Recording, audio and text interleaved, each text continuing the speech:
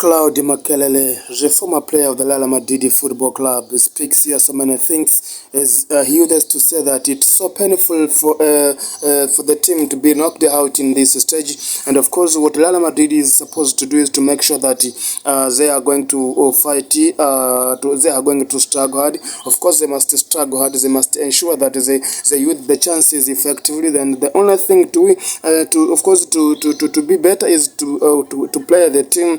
Of course, they must also avoid the individual performance, and of course, it should be quite clear that that's going to be the decisive match, the great match, as Real Madrid only wants the positive result. The same to Manchester City also is in need of the positive result, and of course, each one must be better. Each one must respect each other so as to be the best game. And of course, he's just speaking more about Real Madrid because it's a club that he loves. It's a club of his history, as he used to say that Real Madrid is going to the final of the UEFA Champions League, and they will just have the victory at